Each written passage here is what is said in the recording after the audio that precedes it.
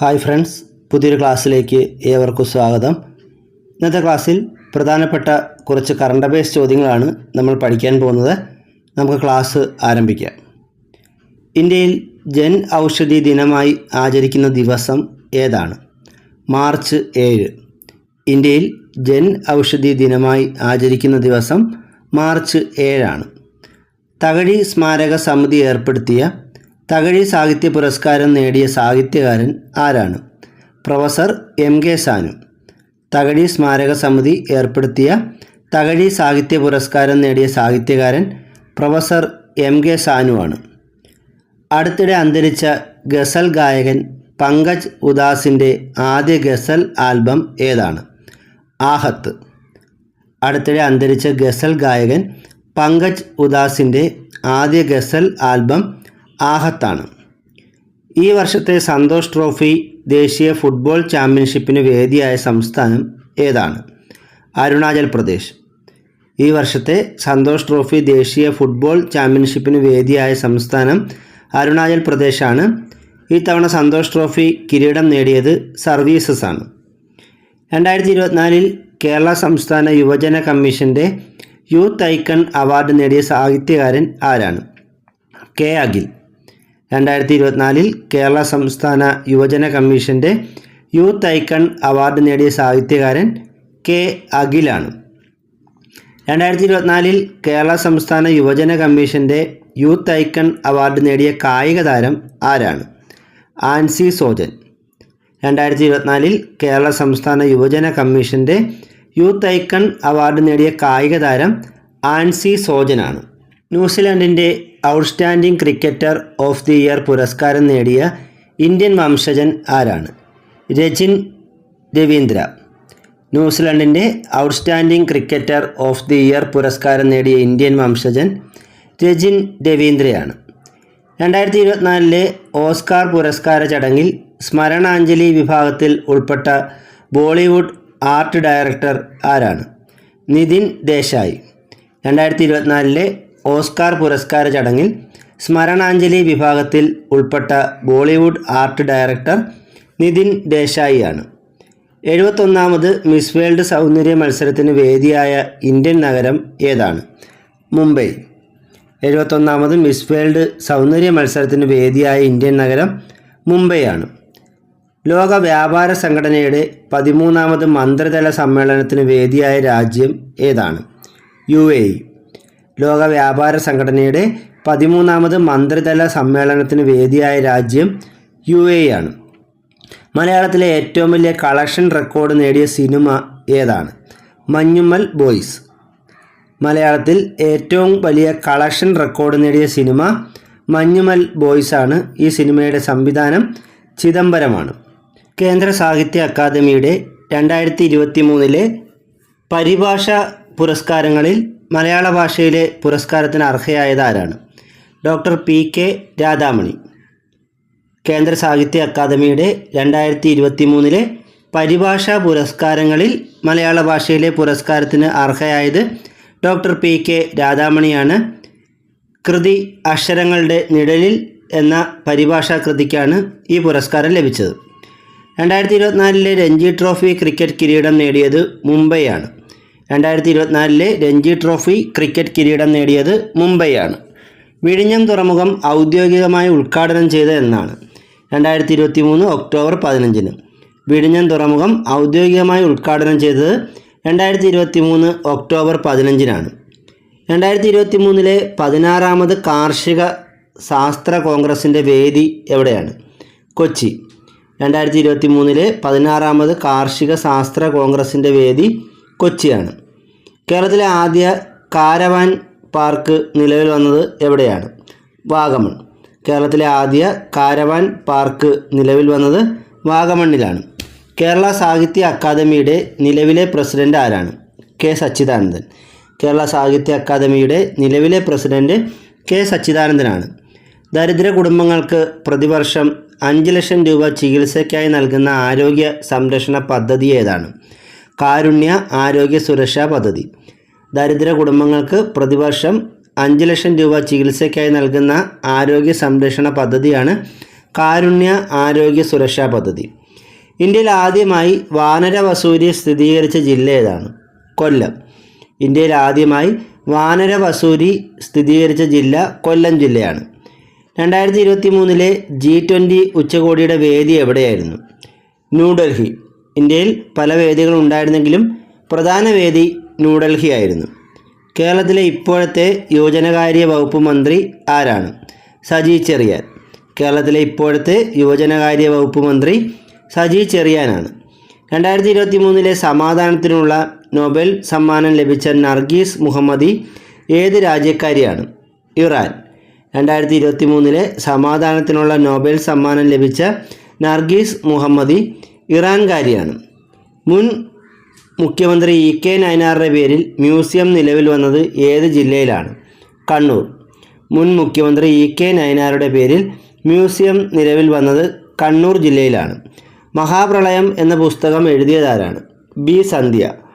മഹാപ്രളയം എന്ന പുസ്തകം എഴുതിയത് B. സന്ധ്യയാണ്. ആഗോള കുടുംബദിനം എന്നാണ്? ജനുവരി 1. ആഗോള കുടുംബദിനം ജനുവരി 1 ആണ്.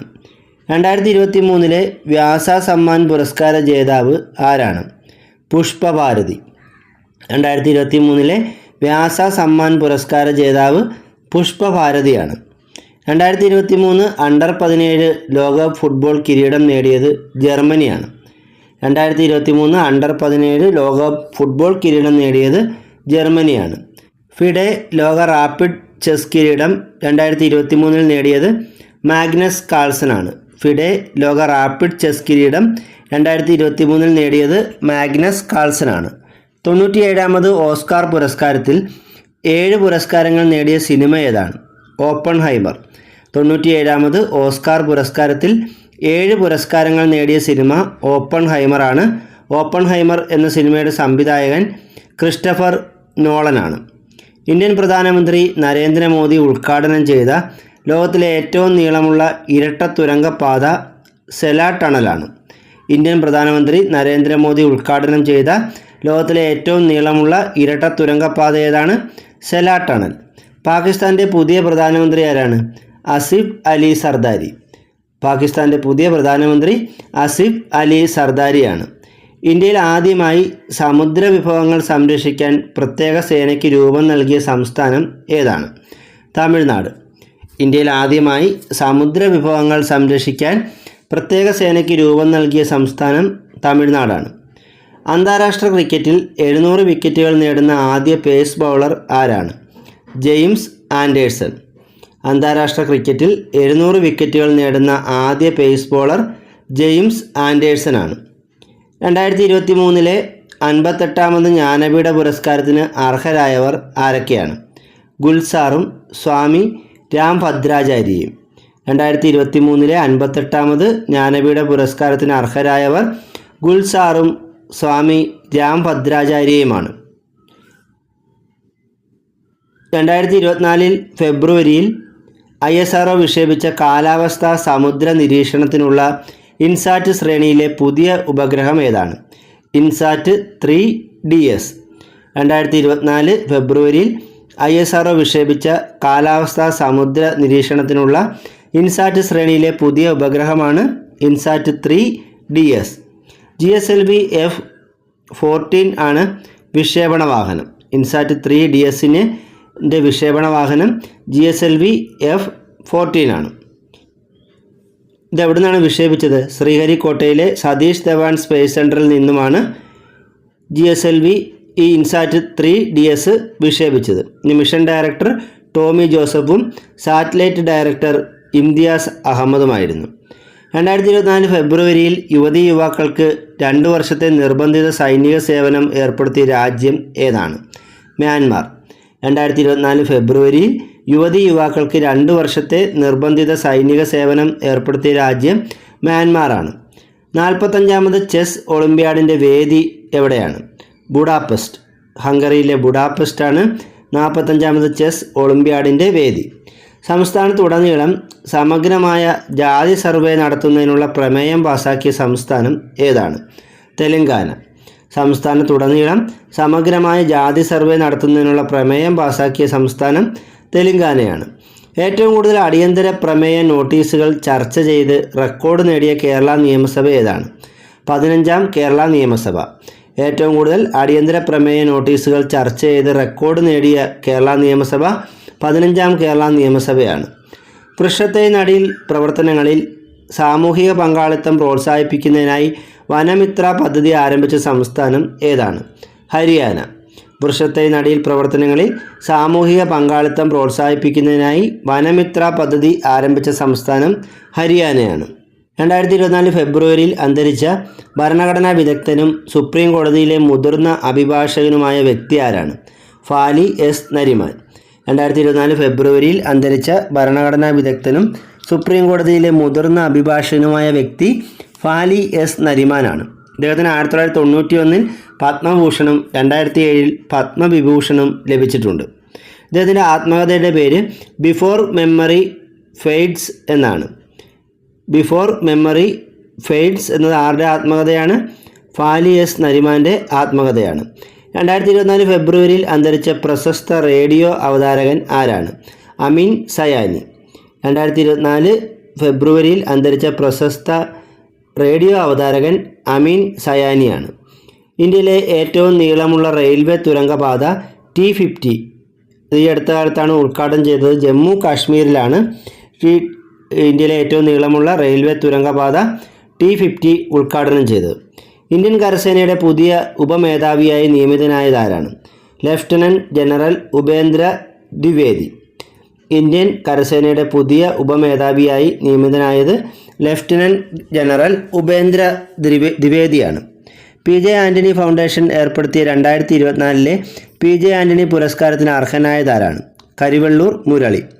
PJ ആൻ്റണി ഫൗണ്ടേഷൻ ഏർപ്പെടുത്തിയ 2024 PJ ആൻ്റണി പുരസ്കാരത്തിന് അർഹനായത് കരിവെള്ളൂർ മുരളിയാണ്. 2024 ഫെബ്രുവരിയിൽ അന്തരിച്ച ജർമ്മൻ ഫുട്ബോൾ ഇതിഹാസ താരം ആരാണ്? ആന്ദ്രേ ബ്രെമ്മെ. 2024 ഫെബ്രുവരിയിൽ അന്തരിച്ച ജർമ്മൻ ഫുട്ബോൾ ഇതിഹാസ താരം ആന്ദ്രേ ബ്രെഹ്മെയാണ്. ലോക റേഡിയോ ദിനം എന്നാണ്? ഫെബ്രുവരി 13. 1946 ഫെബ്രുവരി 13 ഐക്യരാഷ്ട്രസഭ റേഡിയോ പ്രക്ഷേപണം ആരംഭിച്ചതിൻ്റെ ആദര സൂചകമായിട്ടാണ് ഫെബ്രുവരി 13 ലോക റേഡിയോ ദിനമായി ആചരിക്കുന്നത്. ദേശീയ വനിതാ ദിനം എന്നാണ്? ഫെബ്രുവരി 13.